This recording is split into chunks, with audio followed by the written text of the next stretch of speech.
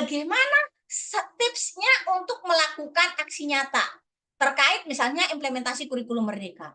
Jadi untuk bisa melakukan implementasi kurikulum merdeka, Bapak Ibu harus benar-benar paham tentang konsep dan konsep dan tujuan dari setiap materi. Contohnya adalah topik kurikulum merdeka. Konsepnya seperti apa? Topik misalnya topik tentang kurikulum merdeka harus paham.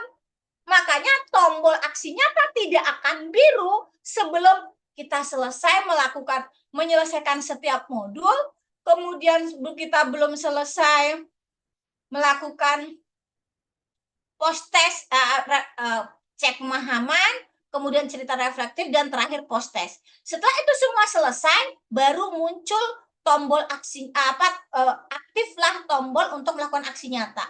Itu kenapa? Karena memang kita benar-benar harus paham dahulu topik dari materi dari setiap topik yang ada. Kemudian Bapak Ibu, sebelum melakukan aksi nyata, Bapak Ibu harus bisa benar-benar mengidentifikasi apa saja yang akan Bapak Ibu butuhkan dan apa saja mungkin tantangan yang akan terjadi.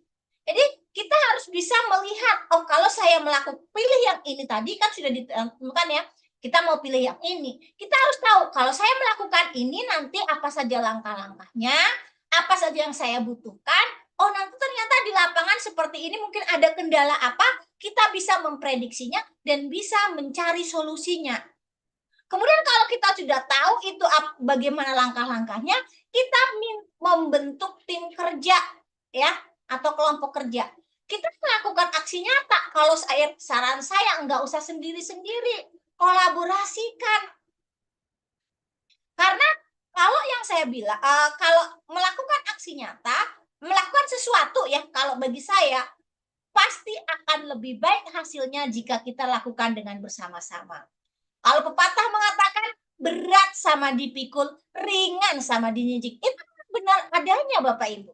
Makanya jangan lupa tetap untuk melakukan aksi nyata kita bentuk tim dan kelompok kerja. Dan jangan lupa pembagian dari masing-masing tim kita. Apa saja tugas-tugasnya, job desk masing-masing orang itu harus disesuaikan supaya tidak terjadi kebingungan atau apa seperti itu. Kemudian kita harus bisa menyusun perencanaan dan penyusunan rencana aksi nyata. Ya, kita supaya bisa melihat ini seperti apa, maka kita harus bisa melihat bisa melihat bahwa setiap orang atau rencana yang kita lakukan atau aksi nyata yang kita lakukan itu langkah step by step-nya itu sudah jelas seperti itu, ya. Jadi susunan rencananya, misalnya mau lakukan IHT in-house training, apa saja yang diperlukan? Nanti pas kegiatan seperti apa?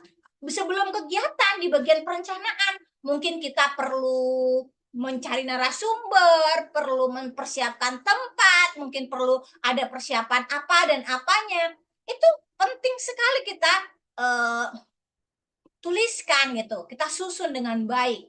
Kemudian jangan lupa lihat seperti apa kita harus bisa melibatkan seluruh stakeholder yang ada. Jadi kita perlu dukungan dan keterlibatan dari komunitas. Dari yang paling kecil, misalnya Bapak Ibu setelah melakukan aksi nyata, Bapak Ibu perlu umpan balik dari rekan sejawat. Untuk melakukan misalnya in-house training, kalau sekolah pinter mencari bantuan, melibatkan komunitas misalnya, bisa mengundang narasumber yang free. Atau bisa mungkin juga mencari bantuan dana dari misalnya dari masyarakat sekitar yang mungkin mampu untuk mungkin bisa menyumbangkan snack atau apa seperti itu.